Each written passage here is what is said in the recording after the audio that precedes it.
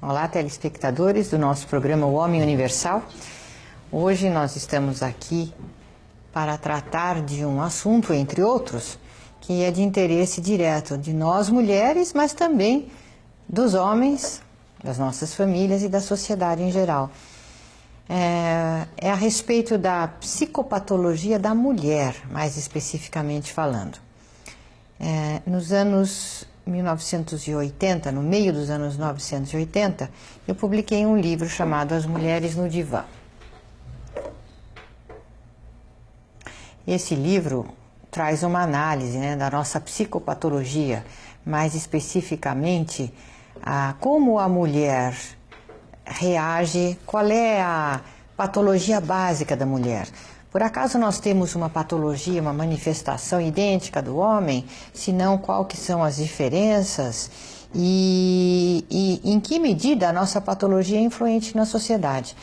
Normalmente, as pessoas tendem a analisar a mulher como sendo sexo frágil. A mulher, ela seria mais ou menos uma oprimida da sociedade, ela teria, assim, menos direitos do que os homens, mais obrigações, maior índice de responsabilidades com os filhos, com a casa e agora também com o trabalho. Seria, assim, uma maior vítima de investidas masculinas, tanto no sentido sexual, como de agressões, violência, injustiças, perseguições. Enfim, a mulher é sempre considerada como, numa comparação, ela seria um elemento de fragilidade que precisaria de proteção. Por isso, muitas vezes, maridos, pais, irmãos, filhos, costumam ver a mulher meio com uma aura de santidade, assim, uma aura meio de imaculada, comparando as mães e as familiares, assim, até meio uma imagem de santidade como Nossa Senhora, assim, a Madonna, Bom, o que eu verifico na minha experiência de psicanalista não é bem isso. O que eu verifiquei na minha experiência é que a patologia da mulher, ela não só é tão grave e perniciosa quanto a do homem, como muitas vezes pode ser ainda mais grave. Em que medida? Porque ela está mais disfarçada, mais dissimulada do que a do homem. Costuma-se fazer uma série de análises, de críticas a respeito da conduta criminosa do homem, da conduta de violência, dos vícios, da corrupção, das agressões, mas pouco se fala nesse sentido da mulher. Por quê?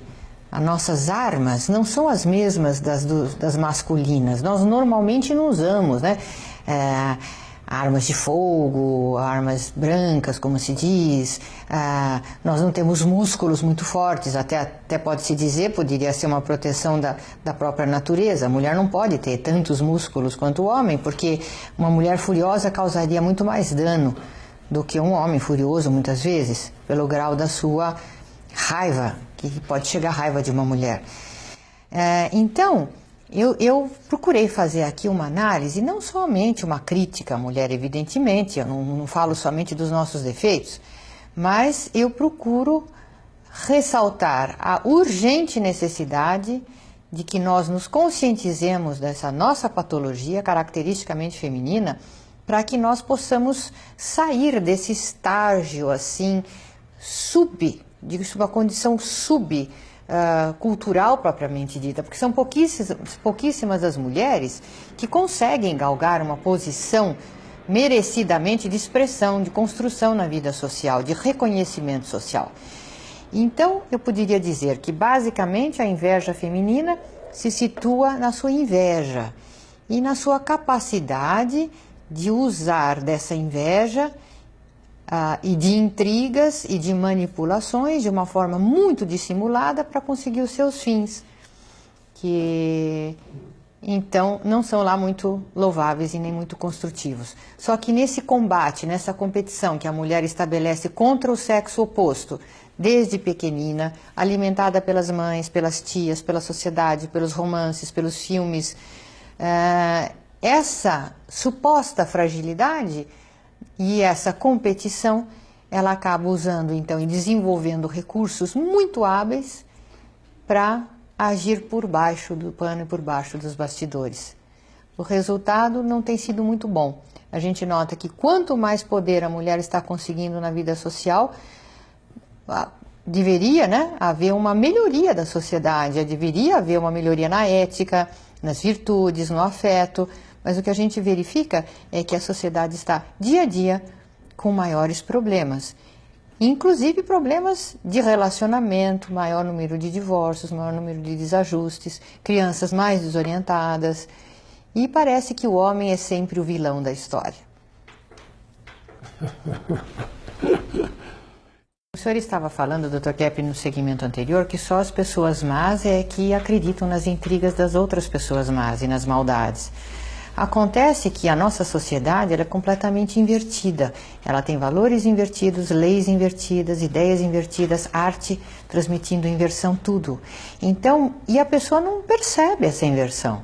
Ela não percebe que ela está mais apta a acreditar no mal e a desconfiar do bem. Ela não percebe que ela tem já esse impulso já trazido na sua psicogenética. E eu acho que isso precisa urgentemente ser conscientizado, principalmente nessa relação homem e mulher. Entre nós, mulheres, a tendência sempre, quase que 100% das vezes, quando existe um conflito entre um homem e uma mulher, a tendência é sempre ver a mulher, colocar a mulher como a pessoa mais frágil, a vítima da situação. Principalmente porque normalmente a mulher se queixa muito e ela tem o hábito de expressar os sentimentos de uma forma muito... Ela tem muita habilidade em fazer isso.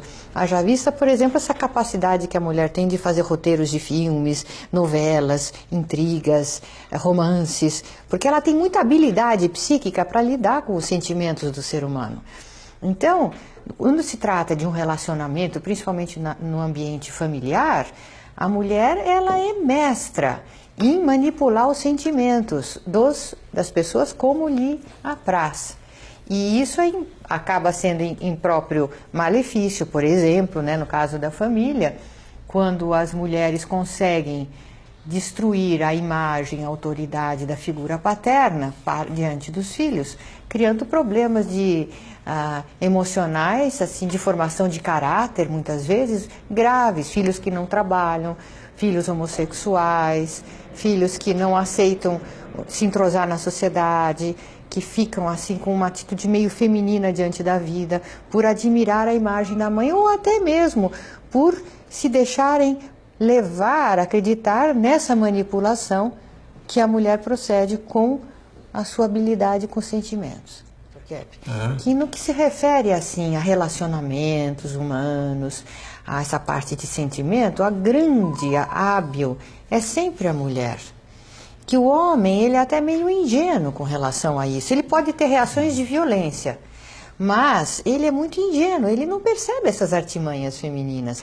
Não é já visto que a mulher é que seduz? Por exemplo, na imagem bíblica, não foi a mulher a primeira a cair na conversa da serpente, do Satanás? Quer dizer, não foi a mulher que acreditou e que convenceu o homem a também cair no mesmo erro? Quer dizer, através da sua argumentação, da sua sedução, ela levou o homem a cair no mesmo tipo de mal. Eu acho que isso não é uma coisa que aconteceu lá, eu acho que isso acontece hoje. Nós, mulheres, por essa inconsciência dessas nossas inversão, essa nossa ligação com a intriga, com o mal, nós temos muita habilidade de convencer os homens e outras mulheres e a sociedade dos nossos interesses, que nem sempre são lícitos, e não existe consciência disso. Agora, Dr. Kepp, outra coisa também que é muito comentada é que é a mulher que vai pisar na cabeça da serpente no Apocalipse, que então caberia à mulher essa modificação do status quo de uma sociedade decadente, destrutiva, violenta. Mas a mulher só vai conseguir fazer isso se ela pisar, entre aspas, na cabeça dessa serpente, no próprio interior de si mesma em primeiro lugar. À medida que a mulher for conscientizando as suas más intenções, a sua competição com o homem, a sua inveja do homem, porque geralmente a mulher inveja o poder do homem, mas não no sentido benéfico. Geralmente a mulher inveja aquilo que ela vê no homem de ruim, ou que ela imagina que o homem faça de ruim. Então existe uma competição. O que a mulher quer conseguir? Direitos para quê? E o que ela conseguiu até hoje? Direitos para quê? Será que foi para construir melhor a vida dela e a sociedade ou foi direitos para destruir mais a sua vida ainda e a da sociedade? Que eu não quero dar uma de moralista, evidentemente, eu sou uma psicanalista, mas o que acontece quando há essa liberação da mulher para tudo, ela se envenena mais com álcool, ela se envenena mais com drogas, ela se envenena mais com cigarro, ela tem mais ataques cardíacos, doenças cardiovasculares, doenças venéreas, maior número de abortos. Isso provoca um enorme sentimento de culpa. A gente vê adolescentes, mulheres com problemas de sentimento de culpa não resolvidos por causa de toda essa problemática. Então, essa libertação da mulher na sociedade não foi algo que contribuiu para o seu crescimento. Em grande parte, não em todos os casos. Mas a mulher, ela é muito dependente do homem. Ela não faz uma vida, ela não tem uma vida própria. Ela quer ser feliz através de um relacionamento, através de outra pessoa. Assim ela responsabiliza essa outra pessoa pela sua felicidade, mas logo em seguida pela sua infelicidade. A mulher não assume os problemas dela e nem a construção dela. Bastante neurótica. Exatamente. Né? Bom, eu gostaria de fazer um comentário a respeito do que o Niels Bergquist respondeu, quando ele diz que a mulher gosta de ser agredida, ela gosta de homens que a agridam. Então aqui eu queria colocar aí um pouco mais adiante. Eu diria que a mulher, por essa inveja e essa inversão inconscientizadas que ela tem, ela escolhe, justamente ela gosta dos bandidos porque se atrai pelo mal. Então, a mulher, ela vê o homem bom, trabalhador, honesto, como sem graça, um homem meio careta, sem atrativos. E geralmente nesses grupos de adolescentes é sempre o mais doente, o mais delinquente que exerce o papel de liderança dos outros membros daquele grupo, daquela turminha. Então, depois que a mulher se une a um bandido, porque ela se sente muito atraída, excitante, aquele sujeito, né? Quanto mais semelhante ao demônio, mais ela se atrai. Então, depois que ela se vê envolvida naquilo e o homem passa a agredi-la também, aí ela não gosta. Aí ela chora, aí ela se opõe, então ela pode até a delegacia dar queixa, chorar para os filhos, mas fica naquela situação muitas vezes, permanece, não quer se desligar. Ela não quer ter uma vida decente, com um homem decente, fazendo coisas úteis para a sociedade, cuidando do que tem que cuidar. Ela fica eternamente ligada àquele bandidão, porque ela se atrai pelo mal. Então isso é uma coisa importante. Outra coisa também que eu queria falar em relação ao que a Sophie comentou, sobre a prática de Estocolmo, ultimamente nós vimos muitas vezes ser discutido nos jornais, questão de assédio sexual, isso está muito em moda, né? E nos países onde a mulher é muito dominante, esse assunto vem mais ainda à tona. E recentemente uma jornalista sueca levantou uma questão lá e ela causou uma polêmica, né? Porque existe um consenso dentro da justiça sueca. Se um casal tem algum relacionamento sexual e depois do relacionamento a mulher se sente como que invadida, agredida, ela pode se queixar. E se os dois estavam alcoolizados, o homem não recebe nenhuma justificativa pelo fato de estar alcoolizado. Porém, se a mulher está alcoolizada, eles justificam assim, ela estava alcoolizada, não sabia o que fazia. Ela foi usada, ela foi abusada. Então, por que a mulher, numa circunstância de estar alcoolizada, não sabe o que faz, mas o homem sempre sabe o que faz? Quer dizer que a lei é sempre mais dura com o homem em relação a isso. E eu acho, Dr. Kepp, que a mulher, a única coisa que a mulher, infelizmente, não porque seja por natureza assim, mas o hábito que a mulher desenvolve, já ensinado pelas suas mães, titias e vovós, e pela sociedade, é que o poder dela se restringe a esse poder de atração, de sedução no campo afetivo sexual. Então ela pensa, bom, a única coisa que o homem depende de mim e que eu posso fornecer de valor é isso. Então deixa eu cuidar disso, né? E manipular a situação através disso, é o único poder que ela tem. E aí ela faz enormes desatinos, regimes chega a ficar doente, né, com remédios para emagrecer, anorexia. Enfim, a mulher gasta o que não tem para poder se vestir de uma forma sensual e para poder justamente competir com as outras nesse campo, que é o único campo que ela acha que ela tem poder e que ela desenvolve o poder. Infelizmente, parece que essa é a condição da mulher. Isso é uma tristeza, Dr. Kepp, porque a mulher poderia desenvolver coisas incríveis de contribuição na sociedade, ser admirada por razões incríveis na sua realização, mas ela não é, inclusive, estimulada a nada disso. Então, né? Nós estamos aí verificando a influência que a mulher tem nos seus relacionamentos, na sua família. E muita gente diz, qual que é a influência que a mulher tem na sociedade? A mulher influi? A mulher influi muito na sociedade. Só que ainda não foi analisada essa influência no sentido seu real e até certo ponto atrás dessa imagem que a mulher mantém. Vamos dar alguns exemplos. Quem que se presta sempre para ser usada para vender carros, cigarro, remédios, roupas? Não é a mulher? Dizem, bom, a mulher, ela é usada, manipulada pelo homem, mas a mulher gosta dessa situação dela, ela ama, por exemplo, gastar todo o dinheiro que ela tem e não tem, sustentando os poderosos da economia. Por exemplo, a indústria de cosméticos é uma das mais lucrativas do mundo. O consumo de ansiolíticos, de antidepressivos, de analgésicos, a mulher é que mais faz. Quer dizer, ela que sustenta as grandes multinacionais. Então, sempre a mulher, ela é a que gera a economia da casa.